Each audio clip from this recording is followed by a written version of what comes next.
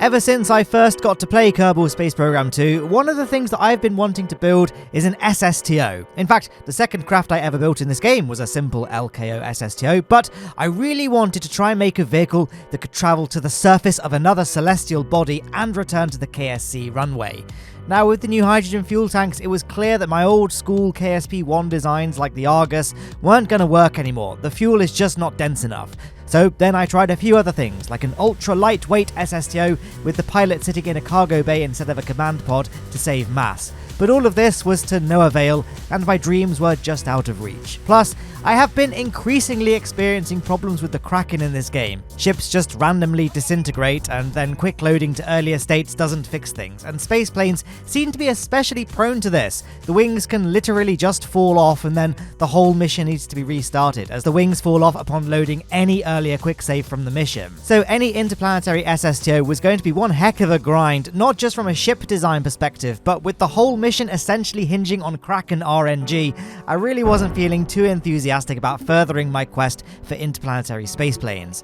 But then I thought to myself, wait a second, why should I be at the mercy of the Kraken? Why not reverse the roles? If I can't defeat the Kraken, then why not harness the beast to our advantage? Let's build a spaceplane that can harness the power of the Kraken and take us to the surface of Laythe and back again without refueling. We're going to be exploiting an issue with jet engines, where they provide high thrust in reverse whenever their exhaust is occluded. And this doesn't seem that helpful at first, since the jet engines won't work in the vacuum of space. But of course, there is another. The RAPIER engine, even when burning in closed cycle mode, has this same issue. Here you can see me building a test rocket, place the RAPIER on top of the vehicle, add a nose cone, and offset the nose cone by 2 clicks. Now here we are on the launch pad, counting down. Get ready to watch some magic. Okay, some design issues need to be addressed here. One thing I forgot to do, which you need to do, is disable gimbal for the RAPIER engine. And you may want to add quite a few reaction wheels to your vehicles just to help keep things under control. Here you can see me building a spaceplane. You want to use Methylox as your fuel source, though you don't need very much. To be honest, I've added way more than we really need. I'm of course saving the best till last. I'm going to put the RAPIER on the front of this craft once I've finished constructing it. But I'm not going for anything too ambitious. It's just a simple 10-seat SSTO. I'm just faffing around with the wings at the moment. I have a cargo bay as well. We're going to stick all of our reaction control systems in there, as well as some batteries, RTGs, and a communications dish. One thing you do need to make sure you do is add millions, billions and billions of struts. That seems to kind of reduce the risk of a Kraken attack where the vehicle falls apart. It's not completely bulletproof, but it does seem to help, and obviously it just helps with the fact that, you know, vehicles in KSP2 are really floppy and wobbly anyway, so you need struts regardless of all of that. And there I am, adding the RAPIER engine to the front of the vehicle, making sure we've disabled gimbal, and of course set it to closed cycle mode, and then we can add the nose cone as well. Yeah, I need to talk faster, I think. Sorry, now we've moved on to adding the communications dish. So the only thing left to do now, really, is just set up the action groups, which takes ages now in KSP2, so I'm going to just skip ahead now to the launch. Before we can do that, though, Jeb needs to get on board. I wanted to just make sure the ladder worked before, you know, in case it turned out it didn't work, and I only found that out while on the surface of Laythe. So we just tested that on the runway, and it's cute hearing Jeb's little footsteps on the tarmac. Anyway, now that that's all done and dusted, we can retract the ladder and get ready to ignite that RAPIER engine. Oh, I enthusiastically pressed space to ignite the engine, forgetting that the parachutes are in the same stage. I've got to quickly cut those chutes. There we go. Nothing to see here. Look away. Don't look. Okay, and now it's all done. And as you can see, the launch went fine. I didn't accidentally deploy any parachutes. And then we can just pitch up. As you can see, we are going very fast. And no, I've not sped up the footage here. This is like the real-time speed. I've even got a slight thrust limitation on that RAPIER. I can't remember exactly what I set it to. But yeah, it's got a thrust limiter on it. And that just shows you just how powerful it is. You might have seen just for a second there as well, the wings, like the control surfaces, started flapping really aggressively. That's just some weird issue that I'm having a lot with SAS enabled. Like disabling SAS stops that from happening. So if you have that happen, all I can suggest is just make an action group to toggle the control surfaces on and off. So when you don't desperately need those control surfaces, you can just disable them. Here, they're enabled, and it's fine. So it seems really... I don't know what causes the craft to just freak out and start flapping its wings, but that's just something that happens. It will happen quite a bit throughout this mission. But here we are. You can see our apoapsis is already super high, so we can cut that engine and coast our way to orbit. Now, although the delta V gauge says we've only got 1,445 meters per second of delta V, as you can see, our orbital speed is changing dramatically, but we're losing barely any delta V from the delta V reading. So that thing is not to be trusted. I don't know what our actual true delta V is, so that's fun, but we have enough to basically go in this craft. We've got enough to do whatever we want. We can go and land on Laythe and return. We could even land on Tylo because we've got enough delta V and we've got enough thrust weight ratio to perform the Tylo landing. And Tylo is basically the hardest place in the Kerbal system to land on and then return from. So yeah, and obviously this thing can, I'm assuming it can do Eve. I haven't tested it, but I don't see any reason why it shouldn't be able to do Eve. So consider this an SSTO that can go everywhere. One drawback to it, and this is an incredibly minor drawback, mind, is that maneuver nodes don't really work with it. The maneuver nodes now in KSP2 are a bit annoying because it tells you when to start your burn, but it doesn't actually tell you how long the burn will be until you start doing the burn, and it doesn't actually show you where like the true center of that burn should be. The reason why that's an issue for this particular craft is because the game is kind of I think this is what's happening. The game is making that burn time calculation based on what the normal thrust output of the Rapier is, like if it was mounted normally facing backwards. But of course, this is no normal Rapier engine. This is a Kraken injected Rapier engine. It's got way higher thrust than it should do, and obviously it's much more efficient. So I don't know what the solution is here. I thought maybe if we just start burning at the maneuver node, that will make sure that we kind of get the trajectory we want, but it didn't work. I have to do a mid-course correction burn to change our course completely so that we actually encounter the Julian system. Speaking of encountering the Julian system, though, I launched... There you go, you see our orbit around the sun doesn't match up to what the maneuver node maker predicted, so I'm going to have to make some adjustments manually. But anyway, like I was saying, speaking of encountering the Julian system, I launched at a Joule transfer window, which if you don't know, if you draw a line from Kerbin to the sun to Joule, the angle that line forms at the sun should be about 101 degrees, I think is the phase angle. Basically, look at it. If it's slightly more than 90 degrees, that's what you aim for. It's pretty hard to mess it up, to be honest. Joule has got a really, really big gravity well, so it's pretty easy to eyeball, and it's not a big deal if you mess it up. Especially with this particular craft, where we have essentially unlimited delta V. I think in retrospect, I probably wouldn't have bothered waiting for a specific transfer window. I would have just set Joule as my target and then just burned along the target vector on the nav ball, which is a horrifically inefficient way of reaching a target. But when you have unlimited delta V, essentially, it's not an issue. Now, I must admit at this point that I did not discover this particular kind of Kraken exploiting Kerbal Space Program 2. I don't think anyone is quite sure who discovered it, because a few people discovered it at the same sort of time. I found out a bit from the YouTube channel Yakez, Y-A-K-E-Z. Kind of an underrated channel. I think they've only got like 5,000 subscribers. So they have an established following, but it's still a small channel, so I'll put a link in the description so you can check that out if you want. But anyway, I left a comment under their video sort of saying, hey, did you discover this? Or do you know who the original discoverer of this exploit was? And they basically said they saw that bug report on the KSP forums that when there is some sort of obstruction behind a jet engine, it produces reversed thrust. And someone else replied to my comment saying that they'd sort of come up with this sort of Kraken engine as well. So I think a few people kind of all discovered it at once, and I'm just piggybacking on that, really.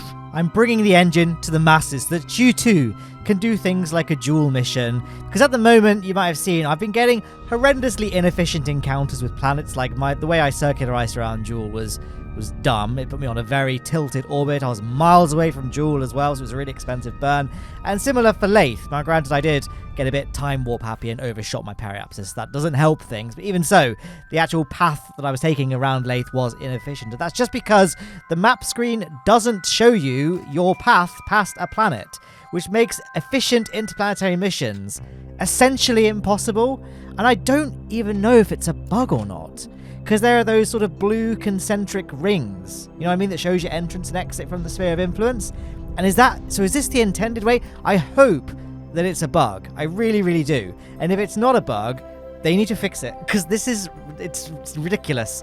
This just having to use those blue concentric circles. We need to be able to see at the bare minimum what our periapsis is behind a planet or moon. But that was just one of the things that there was nothing wrong with how Kerbal Space Program wanted it. So I'd like to be optimistic and think that hopefully it's a bug, and hopefully it's one of the first bugs that gets fixed, because it really does make interplanetary and even things like Mun and Mimas extremely difficult. Like all the missions I've done so far, that where I've gone to another planet or moon, I've basically built a very, very overbuilt rocket. Like I've brought far more Delta V than I need because I can't reliably get an efficient transfer.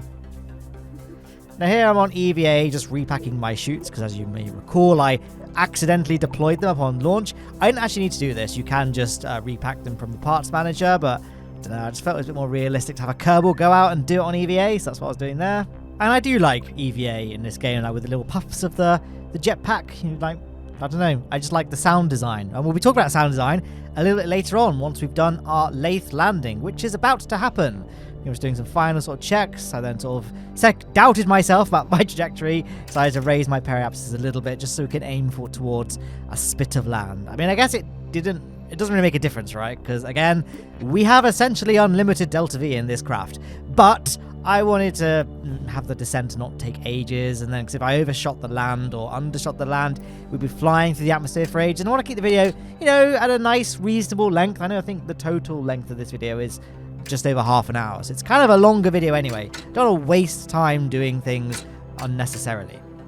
And the reason why there's still quite a lot of video left is because there are some happenings that happen, guys. Things do go wrong. I also decided to do a Tylo landing. I should have led with that. This STO, we land on Laythe and Tylo, so maybe I should have said that much earlier on to keep my viewer retention up. But hey, if you are enjoying the video so far, talk about things I should have said, then don't forget to leave a like down below. It really helps me stay above water with the algorithm and the whole KSP2 thing.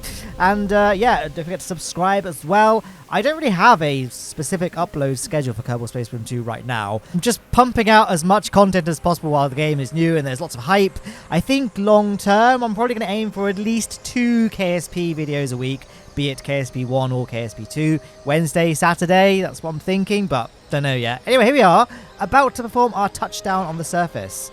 So, I'll be quiet for this, you can appreciate the sounds and stuff, I don't know. I suppose there isn't really that much sound, though we did get an interesting squeak of the rubber tyres on sand, I assume. Maybe this is actually like bronze tarmac. I don't know. I do like the fact that all the moons and planets in Kerbal Space Program 2 have lots of big flat areas where you can easily land big landers and surface bases and space planes and stuff. KSP1, the terrain was very rarely flat, which made landing large vessels quite tricky. Likewise with space planes that require a big long straight to kind of get up to speed and pitch up.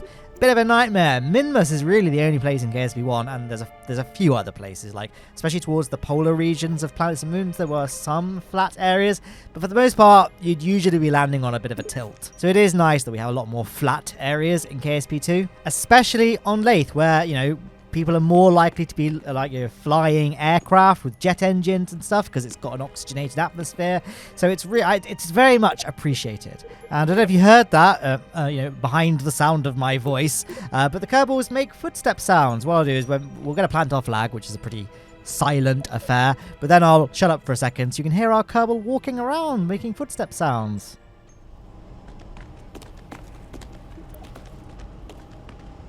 Isn't that nice? Just gonna crossfade to get all of our Kerbals out on EVA. Is this a bug? I couldn't figure out how to get them to EVA from the crew compartment behind the cockpit. So I had to just transfer the Kerbals into the cockpit and then EVA them from there. I might just be blind. I don't know how to use the UI, so do let me know if I missed something there. But there we are. They're all out on EVA, posing there for the photo. Maybe this will be the thumbnail shot as well. I think what I might do is I'll Photoshop Jewel into the background, close up the gap with the nose cone. Yeah, guys, you're now learning how the sausage is made. Pretty much all of my thumbnails are fake. Like, I'll like take a shot of like my Apollo-style Mun landing, which is currently my most viewed KSP2 video. That shot is cobbled together. Like the spacecraft is apparently performing either a deorbit burn or an orbital escape burn from Mun. The original image, though, it was burning over Kerbin. I just erased Kerbin in Photoshop and plopped a picture of the Mun there in its place. And then in the background, I sort of Photoshopped in a picture of Kerbin just to add a bit more of a visual flair. So yeah, completely fake image. But I mean, it's not fake in the sense that it doesn't show what's in the video. Just saying, you know. And Valentina Kerbin here, ghost riding the whip. As it turns out, word of warning, if you board a vessel, even if the brakes were on, the brakes will just de-toggle. So I had to switch back to the space plane to try and toggle the brakes. Obviously, Bob Kerbin is not actually in the cockpit, so he can't control the ship. So then I had to go to the Kerbal manager and transfer Bob into the cockpit. Absolute nightmare. Luckily, we were able to stop when we weren't too far away, so we can walk the Kerbals over. It was still kind of a long-winded process, though. I won't lie to you. So what I'll do is I'll just speed the footage up nice and fast to get it over with, just for the first Kerbal, and then I'll do a crossfade, little clock wipe. Oh, look at that. Mwah! Getting the last Kerbal up the ladder. There we are. But yeah, this is actually all real-time speed. The frame rate has not been too bad. Now, granted, this is quite a simple aircraft, so I mean, it's not got many parts, it's not got loads of different fuel tanks feeding loads of different engines, which tends to be the big slowdown things.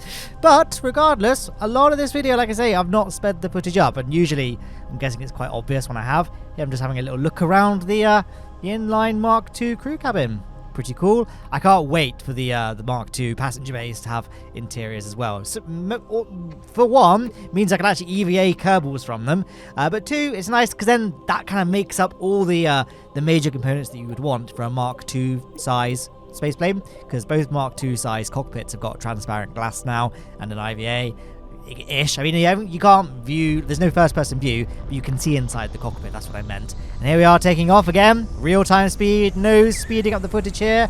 And yeah, this thing is ridiculous. I love it. It's really fun to fly as well.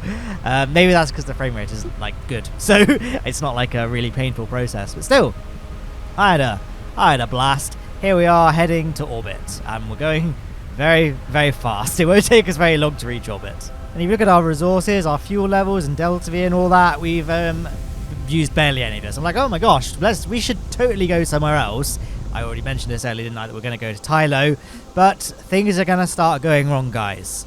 As you're going to see, I won't spoil it, but yeah, it's going to be a rocky road now from here on out. Oh, now I'm hungry, I don't want a rocky road. Do you guys have that where you live? Is that just a UK thing, rocky road? It's like chocolate and marshmallow, and sometimes it has raisins in it. I don't even know what it even is. What even is Rocky Road? It's like Rocky. Let's just Google it. Rocky Road. What happens if I type in Rocky Road? Easy Rocky Road recipe. It's like digestive biscuit. Again, I don't know if that even helps you guys either. Biscuit is like a cookie, because I think in America biscuit means something else. Anyway, it's a good treat. Where was I going with this? Yeah, this video is going to be a rocky road, but in the sense that it's a road that is rocky, not the delicious sweet that may or may not exist in your country. Anyway, let's go ahead and get ourselves on a Tylo encounter. I basically made a maneuver node that just forced our way there. I then remembered that actually probably a bad idea to rely on a maneuver node because it's not been very accurate thus far. But we can just literally point towards the target and just burn, and it'll be inefficient, but it'll be a really quick transfer and a really easy transfer as well. I just waited until I was at a point where burning towards my target wouldn't send me going through Laythe, which obviously means I would have crashed, right? Probably didn't need to clarify that. You guys were smart. You were subscribed to this channel. Hopefully you watch videos, so you're already, high IQ individuals, I'm sure. Anyway, let's time warp up and head on to Tylo. I'm just admiring the view of, admittedly, an eclipsed jewel, so you can't really see it, but hey, there it is anyway. I just deployed my communications antenna as well, so we have a connection to the Kerbal Space Center, and then we can perform again. Not a very efficient encounter with Tylo because I couldn't shoot my periapsis when I was planning the maneuver. Well, I suppose executing the maneuver. But again, doesn't matter for this particular craft. It's got Delta V for days. I wonder if it could do a grand tour. I feel like it probably could, It could easily do Joule 5. Probably including Joule, but I don't know because Moho takes a lot. But I mean, the maneuvers I've been doing here have been incredibly inefficient. If I did the maneuvers efficiently, then yeah, it could totally have done a grand tour. I've been umming and ahhing about doing a grand tour. I think I'd probably do a Joule 5 before I did a grand tour in Kerbal Space Program 2. I only realised recently I've never actually done a grand tour in KSP 1. I sort of have, like I visited every single planet and moon in one launch, like going to their spheres of influence and circuitizing and all that. But I haven't done, the grand tours I've done haven't included a Tylo or an Eve landing, because I was using an SSTO with mining stuff on it, so it didn't have the thrust weight ratio or the delta V, let's face it, to do an Eve or Tylo landing. So yeah, maybe I'll consider doing something like that, don't know. Anyway, here we are descending down to Tylo. Was a bit sketchy, you know, our descent speed is very high. Tylo is the hardest celestial body to land on in KSP 1 and KSP 2. It is essentially Kerbin, but there is no atmosphere. If to give you a sense of kind of how hard it is. It's not quite the same, but for all intents and purposes, very little difference between the two. Kerbin's obviously very easy to land on because it has an atmosphere, so you can use a parachute. So it's kind of like the opposite of, it's a bit like launching from Kerbin in reverse. Except not quite, because launching from Kerbin, you've got to fight the atmosphere. Anyway, Tylo is a really difficult place to land on, is what I'm trying to say here. And as you can see, even though we got a really powerful craft, I messed up a little bit at the very end, as you're about to see. Here we are, touching down at a nice slow speed. I think I got the speed pretty nice. And you know what I said earlier, that KSP2, lots of planets and moons have got nice big flat areas? Well, this is not one of those areas. And, yep. Couldn't have gone much worse there if I tried. So I did a quick load, and then everything went wrong. Remember I said at the beginning of this video that there's a bit of a glitch where the wings could just fall off space planes? That's what happened. So then I was like, oh my gosh, that quick save is gone. Let's load another quick save. And I was like, okay, this is fine. The wings are attached. Where are we on our mission? Okay, we're on our way to we're on our way to Tylo. Let's just go to Tylo. We'll redo the circularization burn. We just cut this all out of the video so people don't see what a noob I was. Is that still a word that people say, or is that like 2008 boomer talk now? But rotating towards retrograde, and actually that wing was kind of detached, I don't know, and then burning. It's that glitch where the camera doesn't realize that the two pieces are separated, so it stays between them. I then tried loading another quick save. The wing fell off there. I then loaded my Laythe landing, and the whole ship collapsed. So I did another one. This was like in orbit of Laythe, and the ship just wasn't even there. Loading another one. The wing's no longer attached. Another one. Back on Tylo. Again, the wing falls away. Literally, I tried for ages, trying every single quick save I made. I rebooted the game, and that didn't fix anything. It was a nightmare. But then, while I was frantically searching through all my quick saves, not this one. This one, the wings are attached, right? So I'm making progress, but the wheels fell off. But then, I decided to try loading the quick save. Here I was just saying, can I still fly this thing? Because I can always land it in the water, but no, it's that the camera's just sitting between the broken wheels and the spaceplane. But loading the quick save I made prior to that one, so we're on our initial Laythe descent, everything seems to be attached. So I'm like, right, forget the Laythe landing now. I mean, we've done it. I've proven we can do it, and we have enough Delta V to kind of do the rest of the mission afterwards. We're just going to start from here. We're going to return. So I just started pitching up again, burning the engine to get ourselves out of Laythe's atmosphere. The wings started flapping violently just there again, so I had to quickly disable them. And yeah, we're on our way back. So I guess we didn't actually do a Laythe landing in this mission, technically speaking, because I rewound to a point in time where I hadn't done it. I suppose I should have known. Forming an allegiance with the Kraken was never going to go well. The Kraken does not form allegiances. The Kraken only taketh away. So maybe there's a moral to this story. My hubris of trying to beat the Kraken and exploiting it only angered it. I don't know. But here we are ascending. We're now in space. So I'm going to circularize. I'm just trying to play things as safely as I possibly could. So no, I'm going to carry on making quick saves just in case. But if I can help it, we're not going to do any quick loading whatsoever, which means I'm not going to risk a Tylo landing again. We're just going to go home. Technically, though, I did land on Tylo.